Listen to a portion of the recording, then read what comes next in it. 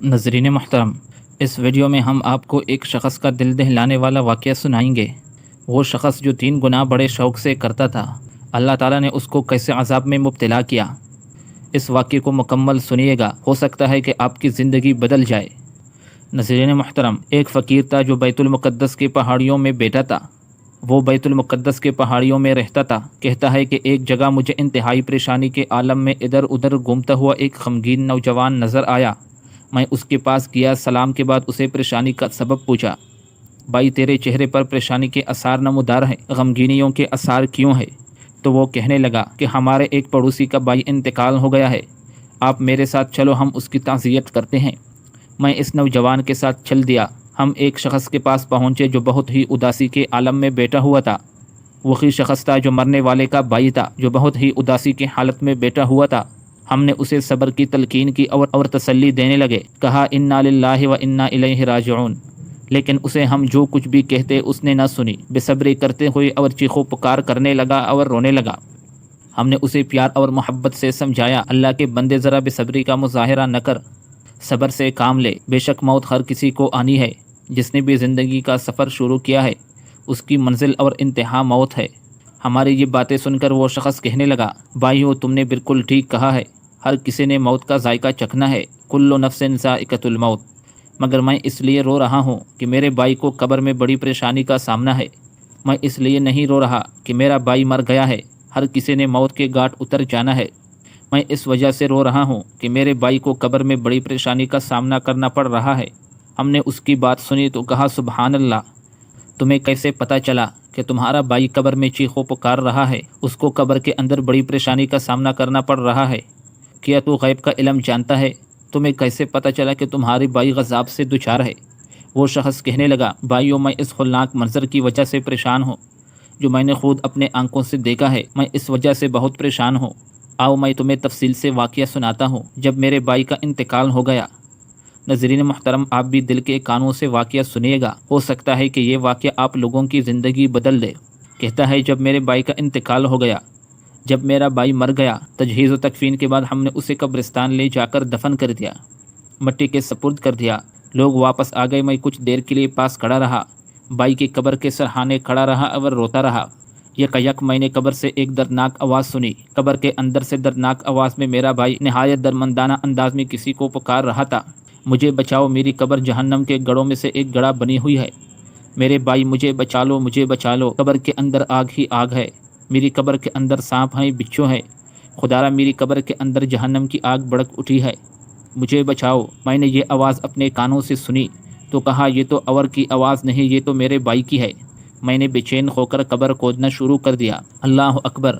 تو غیبی آواز نے مجھے پکار کر کہا، کوئی کہنے والا کہہ رہا تھا، اے اللہ کے بندے، اس قبر کو نہ چھیڑو، اللہ کے بندے، اس قبر کو کچھ مت کہو، یہ اللہ تعالیٰ کے رازوں میں سے ایک راز ہے اور اسی میں پوشیدہ ہے۔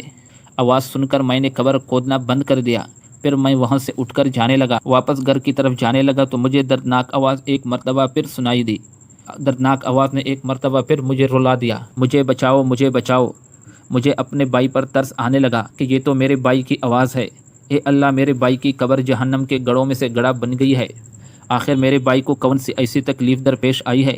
میرا بھائی اونچی اونچی آواز سے کہہ رہا تھا، مجھے بچاؤ، مجھے بچاؤ۔ تیرا بھائی زندہ تو نہیں ہو گیا؟ مجھے اپنے بھائی پر ترس آنے لگا۔ میں نے دوبارہ قبر کھودنا شروع کر دی۔ ابھی میں نے تھوڑی سی مٹی ہٹائی ہوگی، تھوڑی سی مٹی ہٹائی دی تو پھر وہی غیبی آواز سنائی دی، اے بندے، اللہ کے رازوں کو نہ کھول، قبر کھودنے سے باز آ جا، تیرے حق میں یہ بہتر ہے۔ غیبی آواز سن کر میں نے دوبارہ قبر بند کر دیا، وہاں سے گھر کی طرف جانے لگا تو پھر بڑی دردناک آواز میرے کانوں میں گونجی۔ میرے بھائی نے مجھے کہا، آپ کہاں جا رہے ہو؟ مجھے بچائے۔ اس مرتبہ میں نے قبر کھودنا شروع کر دیا۔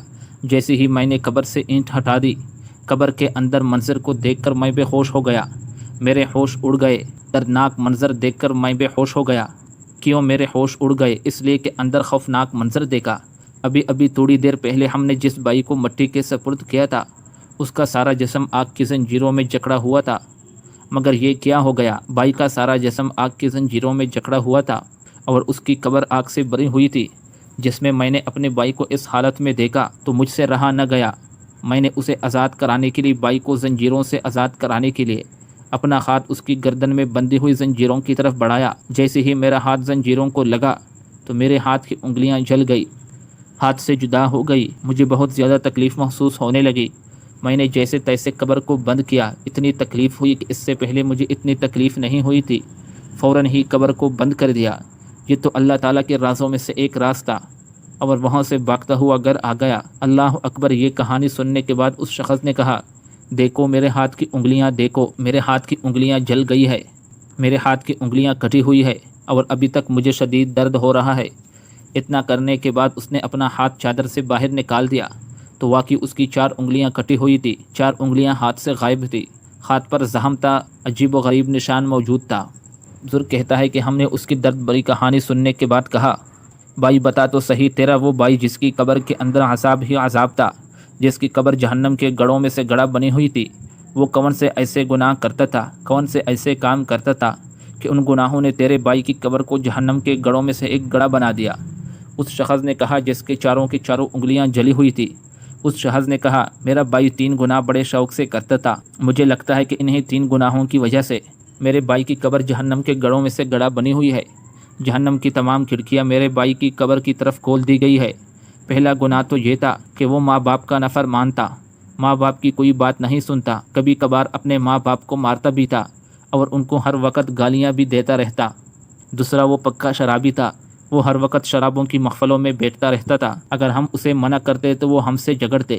تیسرا، وہ اپنی بیوی پر بھی بہت ظلم کرتا تھا، ہر وقت ان کو مارتے، ان پر ظلم و ستم کرتا تھا، ہر وقت ان کی بد دعائیں لیتا تھا۔ بس یہی 3 برائیاں ان میں پائی جاتی تھی، شاید اس وجہ سے انہیں عذاب دیا ہوگا۔